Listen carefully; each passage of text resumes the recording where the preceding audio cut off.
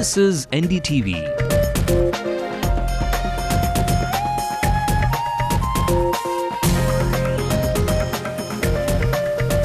And you're watching NDTV Hindu.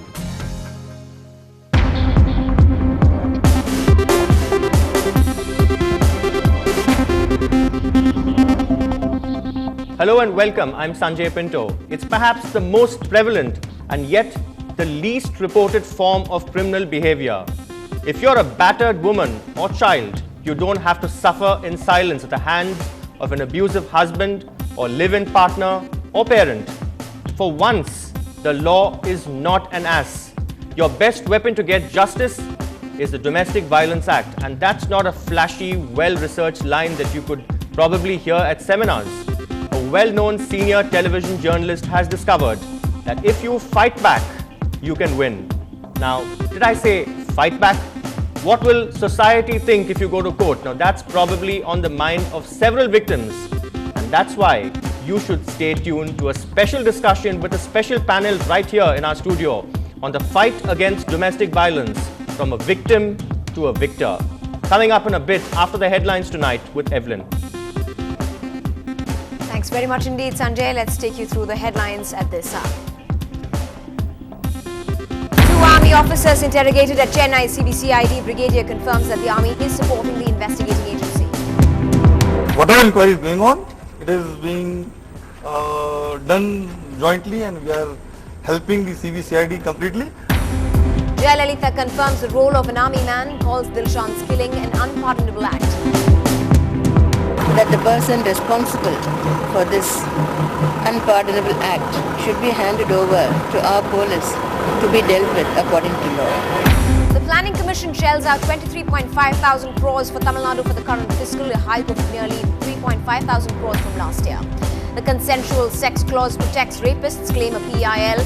Madras High Court dispatches a notice to the centre. If the act says it is not an offence, so the wrongdoer is always escaping.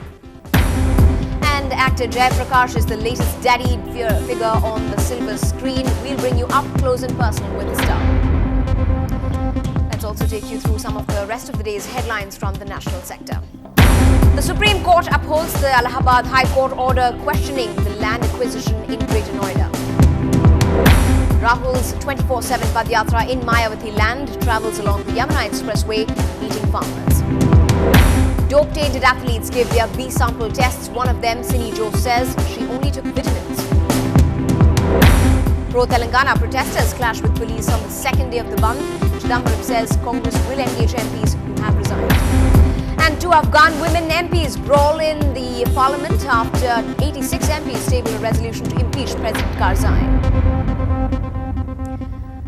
Our top story at 9 tonight. With the investigation into the Dilshan murder case gathering momentum within the last 2 days, the CBCID is moving full steam ahead with interrogations. But at the very outset, we are seeing two different versions of the story come forth.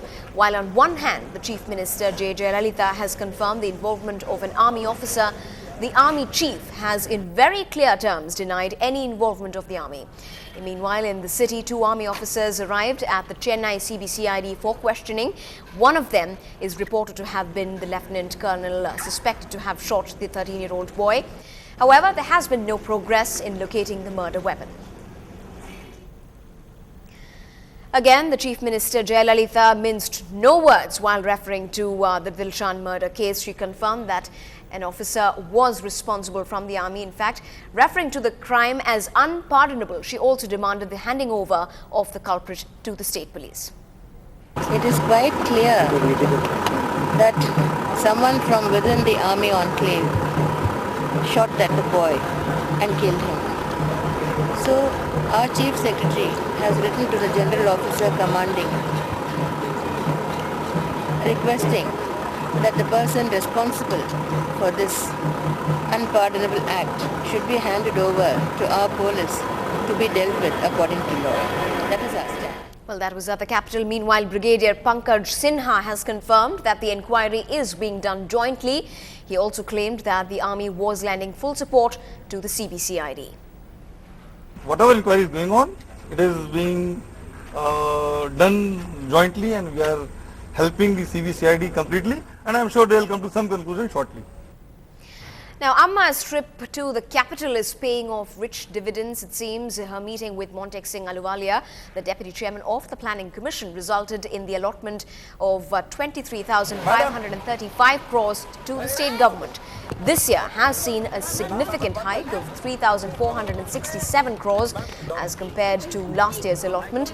The Chief Minister has expressed her happiness at the money that has been allocated for the state of Tamil Nadu.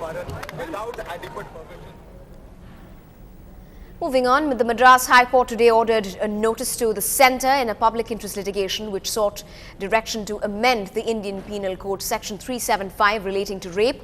The petitioner, A.R.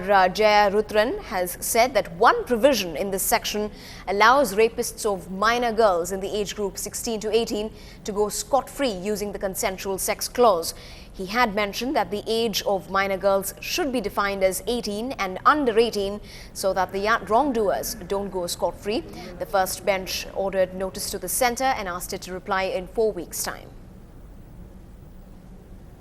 Under section 375 PC, the sixth description which gives a protection to the minor up to the age of 16. Suppose if a person with or with her consent, if the girl is under 16 years of age, whoever commits in sexual intercourse with her, it's an offence. But if she is a consenting party beyond 16 to 18, I mean in between 16 to 80, the Act says it is not an offence.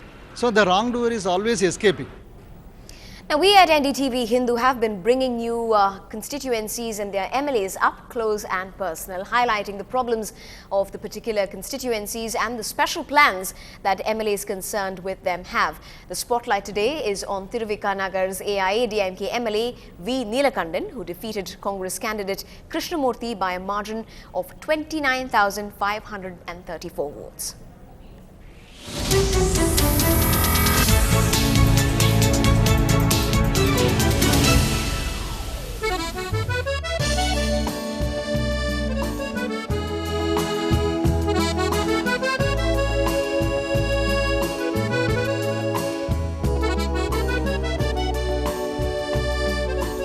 Exercising body and mind. That seems to be Neelakandan's daily mantra.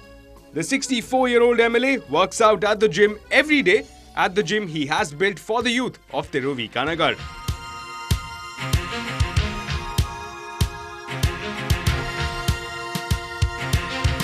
This after accepting petitions from the people.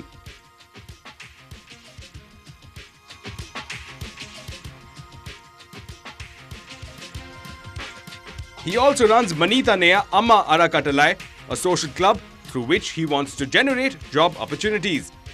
And what about the problems in his area? நாங்கள் இந்த தொகுதி மக்களுக்காக தண்ணி பிரச்சனை, இந்த drainage பிரச்சனை, இந்த ஆடு தொட்டி பிரச்சனை, எங்கள் ஊரில் 2 கிலோமீட்டர் கூவம் நதி ஓடுது. அது ரொம்ப சுகாதார இது வரைக்கும் தூரே எடுக்காமல் அந்த நதி ஓடுது. அதை அம்மா நாலேஜ் கொண்டு போயிட்டு இந்த கூவம் நதியை சுத்தம் பண்ணி மக்களுக்கு ஒரு சுகாதாரத்தை உண்டு தொலைநோக்கு பார்வையோட சுகாதாரத்தை உண்டாக்கி நாங்கள் ஜனங்களுக்கு சர்வீஸ் செய்யணும் தான் எங்களோட லட்சியம். Neelakandan also makes sudden visits to cooperative society for inspection, a move welcomed by the locals. A God-fearing man, he has built nearly 50 temples in his area and he strongly believes that the youth can be agents of change. இப்போ அம்மா ஆட்சி வந்த உடனே அவங்களுக்கு இன்னும் நல்லா ஊக்கப்படுத்தி அவங்க பொருளாதார ரீதியாக முன்னேறதுக்கான வழிவகையை நான் அம்மா ஆட்சியில் செஞ்சு அவங்க நல்லா முன்னேற்றம் வர்றதுக்கு பாடுபடுவேன்.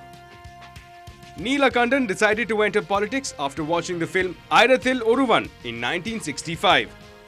7 years later, he took the plunge and has seen many ups and downs since then. But he says he is a go-getter and is ready to face the challenges that come his way. In Chennai, with Lalit Jude, this is Ashmit Kumar for NDTV Hindu.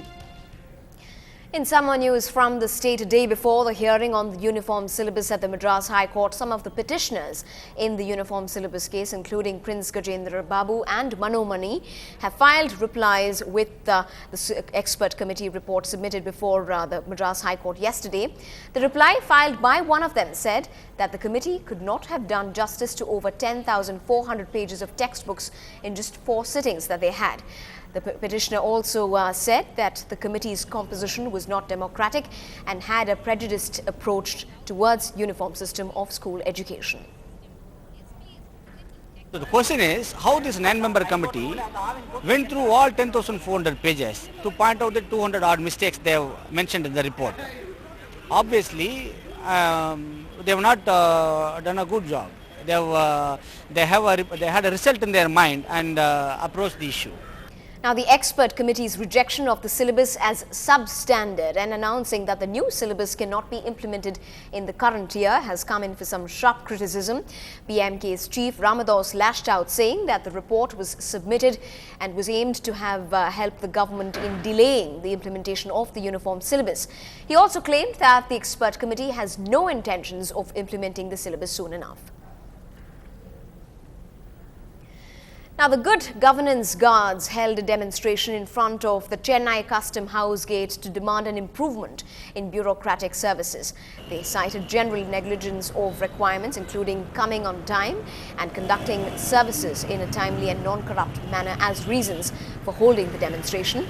However, this protest was specifically aimed at by protesting the inability of the Central Board of Excise as well as Customs to clear exports as quickly as possible. The organization's plans to continue to hold such demonstrations throughout the city and coordinate with other organizations to spread their cause in other parts of the nation. Nothing will go wrong if public servants take care of the work assigned to them. So, Good Governance Guards has taken up that theme as the first theme, that let first of all us ensure that all public servants, central government and state government and other public sector undertakings, that they all perform their duty after coming to their place of duty at the correct time, availing of only 30 minutes lunch time and leaving their place only at 5:45. That is the normal closing working hours of the nationally. Incident is the cargo imported by the vessel and the aircraft. They are not at all arranged properly, not allowed to be cleared directly.